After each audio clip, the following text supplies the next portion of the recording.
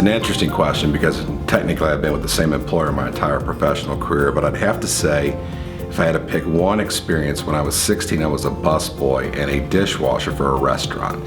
And I would say that was the first real soiree, if you will, into the experience of customer service. The job that's had the most influence on me is probably the job that I liked the least.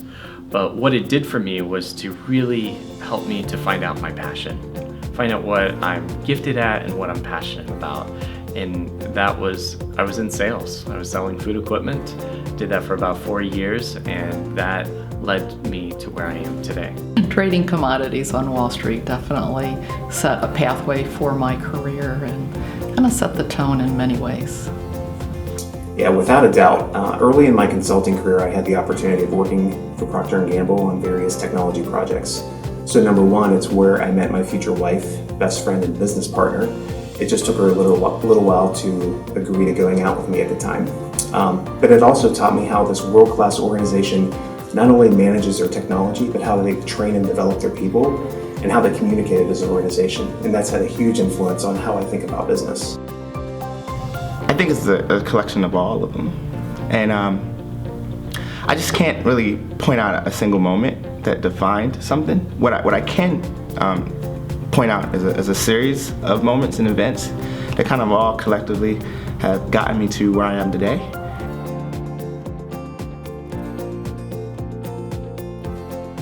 El Narco by Ian Grillo, which is a historical reference on the criminal insurgency in Mexico.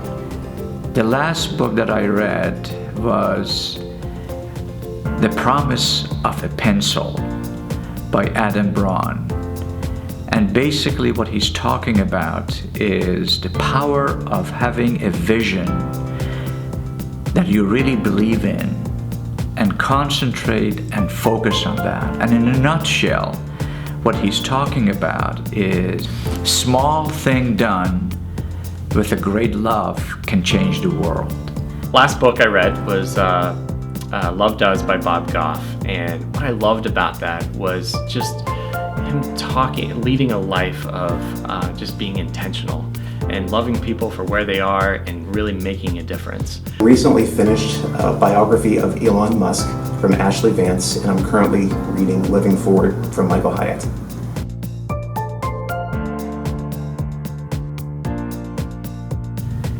My hiring philosophy has always been hire the most qualified people who understands the mission and the vision and understand the culture of your institution.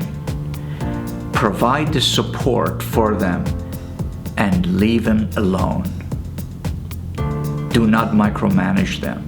I'm always looking for people with good character, competency, and people who are not problem spotters, but problem solvers. So, we hire people who are pretty bright.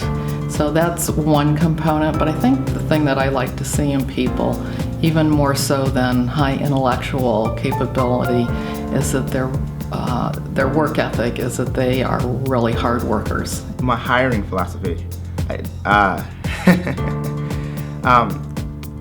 don't know if I truly have one. I think definitely there's some things that I like B students. I always say, if you look at the character of a B student, they probably could have gotten an A, but maybe they had a social life. Maybe they questioned certain things.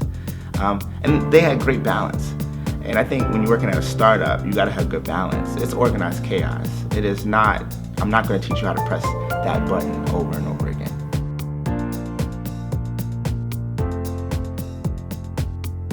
Oh wow, that's probably the toughest question. There's so many events that you could think of historically and certainly in the future you'd like to be a part of. But if I had to say anything, I'd say it'd be my retirement party. I'm curious as to whether or not I'm going to leave the organization in better hands than I found it. And I'd have to say that'd be the one thing that I certainly want to be a party to. That is a great question. I think that for me, there's so many great experiences in the past and I know in the future, but I think I always get back to the time I met my wife. When we met 23 years ago, it was in a weekend time frame, and it was magical, and I think I would go back. But several years ago, my husband climbed Mount Rainier, and I don't have the skill set or the endurance to do that, but I wish that I could have witnessed that with him, because I think there's, just the sense of accomplishment, seeing the world from a different vantage point, and there's probably some spiritual component to that I wish I could have done that. About a time when there's peace, when there's no evil. When you think about John Lennon's, Imagine song, that's exciting to think about. And as a Christian, from a Christian worldview, that's Christ coming, and that's definitely something I look forward to.